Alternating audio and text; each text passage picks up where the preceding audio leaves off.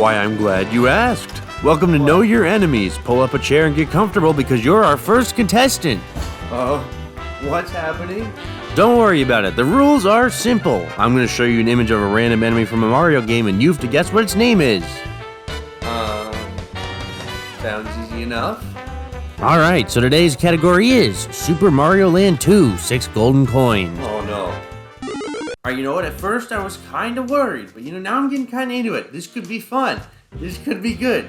Oh, here's the first question now.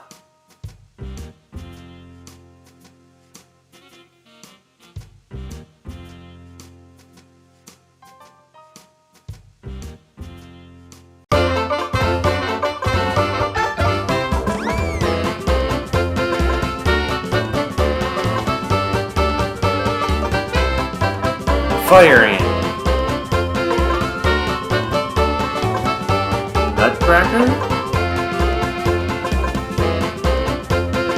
Baby Dracula. I don't know. Ant. Does that mean I win? It sure does. What's my prize? You get to review Super Mario Land 2. Oh.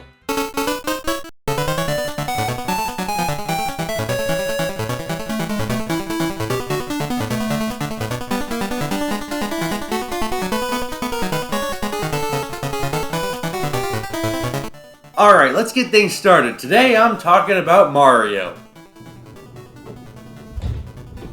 Shocker.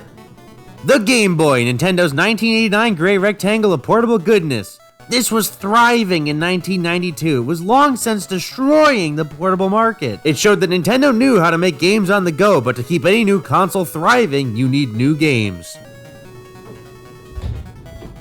Shocker. With Super Mario Land being the 4th best-selling game on the console, why not make another Super Mario Land? What do you have to lose? Exactly! So, in November of 1991, development of a sequel to Super Mario Land begun. Now, Super Mario Land was a very interesting game, obviously being overshadowed by Super Mario World at the time. Super Mario Land is a Game Boy classic that brought Mario to new lands. Literally. Mario's no longer in the Mushroom Kingdom in Super Mario Land. No, instead, he's in a better version of Arizona. Sarasaland. Sarasaland features new enemies, new locations, new power-up, and a superior princess. But not only all of that contributed to this game standing out, to add to that, Mr. Miyamoto was completely hands-off. But enough about Super Mario Land. Let's talk about Super Mario Land 2, the 6 golden coins. 6 whole coins? That's more than I have in all of my savings. Ugh. Oh. So, Super Mario Land 2 has a different story than most Mario games. Most Mario games are pretty straightforward. Literally. Princess gets kidnapped, go save her. But Super Mario Land 2 does something different. While Mario is away, the evil Wario makes his debut to take over Mario's castle on Mario's private island. Back up a second. Not only does Mario have a castle that came out of nowhere, but he has his own private island? I mean, good for him, I guess. Anywho, now it's Mario's goal to get his castle back from Wario, and to do that, he's gonna have to travel through the many different locations of Mario Land and collect the 6 golden coins. Because for some reason, that's how you open his castle door. So this is a Super Mario game on the Game Boy, but just because it's on an early handheld, don't think it's lost its charm. While it's a bit slippery at times, this game controls incredibly for the Game Boy.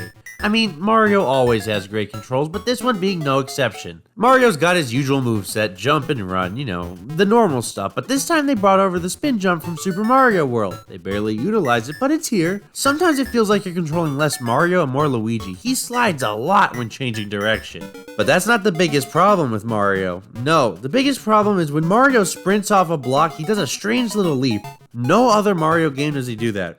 I mean, it's not terrible, but it can get annoying at times. But that problem is in no way due to limitations. It's intentionally here. I don't know why it is, but it is. But what's a Mario game without move-altering power-ups? Super Mario Land 2 doesn't throw a ton of new things at you. You got mushrooms, fire flowers, 1-up, star powers, gambling. Oh, and a new power-up, the carrot. It gives Mario bunny ears and lets him glide. It's a less iconic Tanuki suit. The power-ups aren't really anything special here unless you want to see Mario and bunny ears, but they work. They're definitely not the main focus, but they work. the main focus is obviously the level design. Each level is vastly different from the last in both look and feel. Most levels have gimmicks to help best suit the theme. With gimmicks, you get some really good levels, really neat concepts, fun ideas, stuff like that. But you also get some really awful ones. But overall, as you're going through the game, it's a great time with good levels. That is until you make it to Mario's castle. This is by far, I think, the worst official Mario level I have ever played.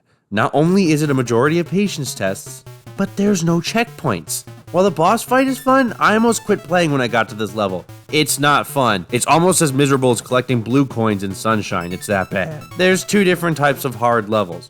A fun challenge that makes you want more, or the last level of Super Mario Land 2. Or hey, maybe I'm just bad at the game. Mario's Castle really is one of those levels that make you take a good long look in the mirror and think to yourself, man, where would I be if I never played video games?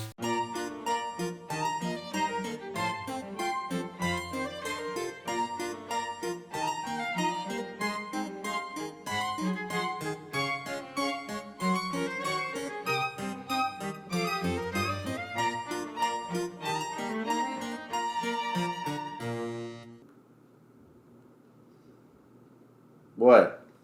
What's great about Super Mario Land 2 is each zone is very different from the last, which is something in recent years we don't see all that much. But each level is fit to the theme of that unique location. Speaking of unique things in this game, Super Mario Land 2 introduces a fan-favorite character who will stick within the Mario series and develop his own series in the future, Wario.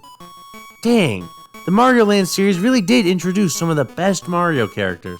And to go with that, I think there's a little more than 2 reused enemies in this game while the rest are all brand new.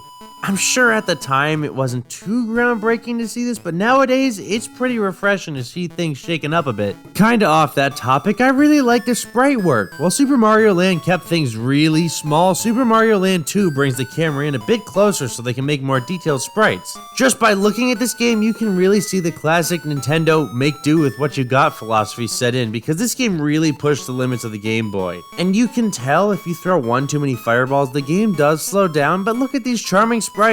I'd like to say it's worth it. This is one of my favorite Mario sprites simply because of how different it is.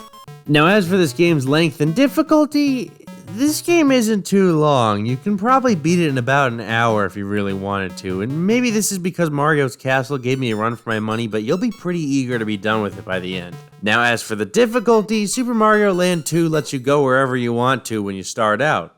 So there isn't a whole lot of difference in challenge. Each world is pretty similar in difficulty. That is until you get to Mario's Castle. Again, that level just sucks. There's not a whole lot more to say about Super Mario Land 2. It's a great game, it's a fun time, and it holds up today. There's only a few nitpicky problems in there, but it's got some of the most unique experiences you're going to find in a 2D Mario, which is pretty refreshing nowadays, because, you know, we don't see that very often anymore. Especially with the new Super Mario Bros. Series and the last 2D Mario game being in, I think, 2012. Oh. But Super Mario Land 2 introduced Wario, so you can't go wrong.